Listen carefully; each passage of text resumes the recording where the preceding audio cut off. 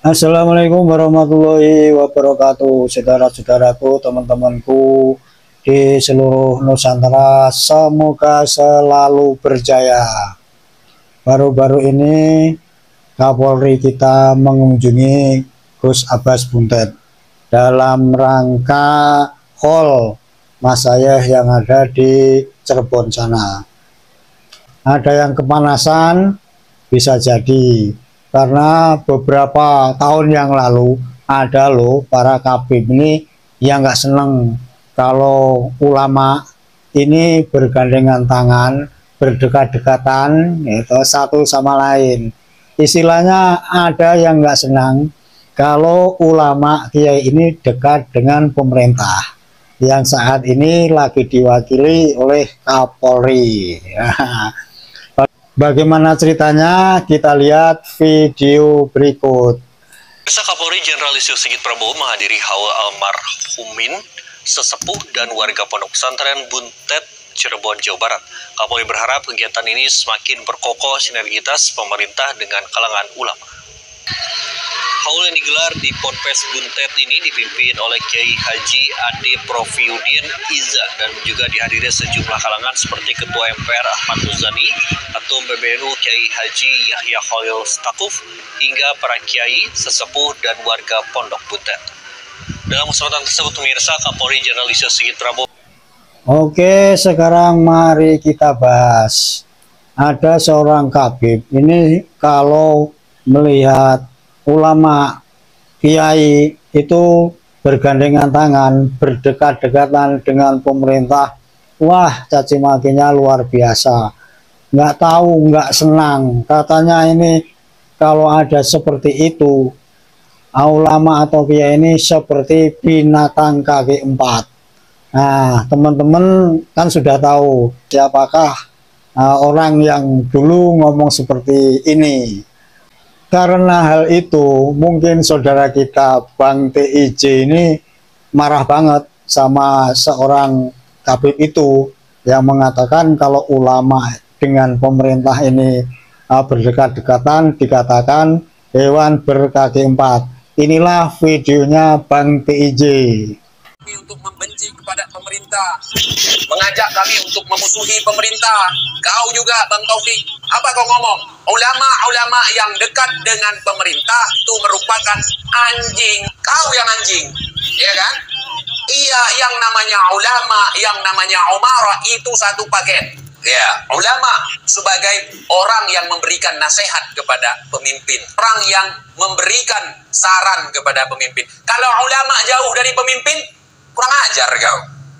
Yang provokator itu kalian, mengajak kami untuk membenci kepada pemerintah, mengajak kami untuk memusuhi pemerintah. Kau juga Bang Taufik, apa kau ngomong? Ulama-ulama yang dekat dengan pemerintah itu merupakan anjing. Kau yang anjing, ya. Nah kan itu tadi kata Bang TIJ, sindiran keras kepada seorang kabib yang mengatakan binatang kaki empat kalau ulama ini berdekatan dengan pemerintah. Omongan-omongan seperti itu sebenarnya mencerminkan kalau jangan-jangan, ya kan, jangan-jangan mereka-mereka ini juga ingin dekat-dekat dengan pemerintah, dengan presiden, sehingga bisa jalan bareng, masuk istana, kemudian diajak entah kemana, atau bahkan makan siang. Jangan-jangan. Nah, melihat ulama kita, kiai kita, ini yang berdekatan dengan pemerintah, kemudian dikata-katai seperti itu, ini dengan harapan ulama ini kemudian kan terus nggak dekat dengan pemerintah, menjauhi pemerintah. Nah kalau sudah begitu, lah jangan-jangan mereka yang mau dekat dengan pemerintah, siapa tahu. Jadi nggak usah pakai dalil-dalil yang menyudutkan ulama dekat dengan pemerintah, karena ulama dan kiai ini dekat dengan pemerintah itu kan seperti kata Bang TIJ, bisa ngasih nasihat, misalnya pemerintah ini ya agak sedikit-sedikit miring, atau diajak rembuk, untuk mengatasi suatu persoalan di masyarakat, dan banyak lagi. Nah, kalau misalnya pemerintah ini nggak ada yang ngasih saran-saran, misalnya melakukan program dalam pembangunan ini, kok misalnya melenceng lah, ini yang mau ngasih, yang mau membenarkan ini siapa kalau bukan ulama atau kiai. Dan rupanya karena kedekatan ulama dengan pemerintah ini, mereka-mereka yang nggak senang ini selalu bercuap-cuap, omongnya kotor, menjelek-jelekin, sampai binatang kaki empat dipakai. Apalagi sekarang kita kembali lagi ke Pak Tito, Kapolri yang datang ke hall Mas saya di Buntet Cirebon ini. Di sana ada ketua PBNU dan ulama-ulama yang lain, juga pejabat-pejabat yang lain. Apakah ini ada korelasinya Pak Tito ini datang ke Buntet? Karena kemarin-kemarin ada peristiwa crash di Pemalang yang melibatkan, ya kita tahu sendiri, oknum-oknum dari Mukibin Balawi dan Laskar Sabilillah. Dan ini nggak main-main, ini pemerintah ini sudah tahu sebenarnya siapakah dalang dibalik itu. Jadi kalau para, maaf ngomong, ada klan Balawi yang nggak senang dengan kejadian seperti ini, pemerintah dekat dengan ulama, itu ada masuk akal, karena ya dia merasa tersingkir atau enggak diperhatikan pemerintah, atau bahkan ya enggak dianggap oleh. Dekatan seperti inilah yang dikhawatirkan sama klan Balawi.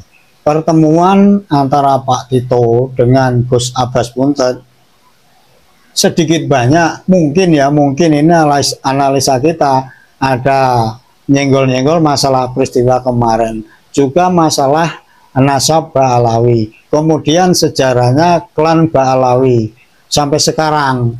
Jadi pemerintah juga perlu masukan-masukan dari kalangan ulama yang langsung berkecimpung di masyarakat, melihat perilaku sosial masyarakat, kemudian kejadian-kejadian yang mungkin pemerintah nggak memantau. Ini kan kiai-kiai, ulama-ulama yang di bawah ini justru paham, tahu kejadian-kejadian yang mungkin tidak disorot oleh pemerintah. Karena ya pemerintah ini kan ya pekerjaannya banyak sekali.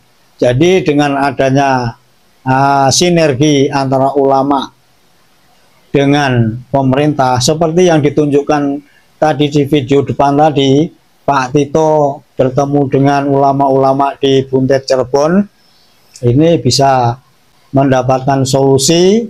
Tentu saja di kemudian hari pemerintah akan mengambil tindakan yang presisi, apapun masalah yang ada di masyarakat.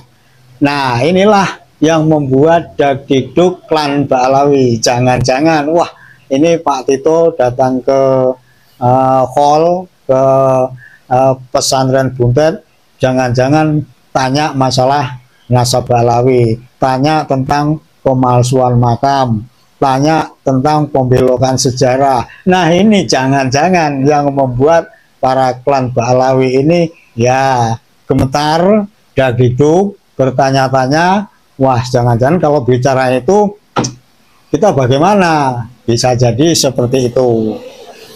Itulah teman-teman, melihat kunjungan Pak Tito ke Gus Abbas Buntet dalam rangka hall Mas saya di sana, ini sedikit banyak menimbulkan kegembiraan bagi kita bahwa antara ulama dan pemerintah itu memang harus sinergi, sejalan, sehingga kedepannya ini negara ini ada yang mengatur, ada yang ngasih gambaran, nasihat, dan tentu saja tujuannya supaya Nusantara ini kedepannya berjaya, tidak diganggu oleh oknum-oknum intoleran, provokator yang pemecah umat bangsa. dan pokoknya banyak lagi supaya pembangunan di negara kita ini lancar jaya. Jaga kesehatan Nusantara milik kita. Selamat hari ulang tahun kemerdekaan negara kita bulan ini tanggal 17 Agustus 2025. Assalamualaikum warahmatullahi wabarakatuh. Merdeka!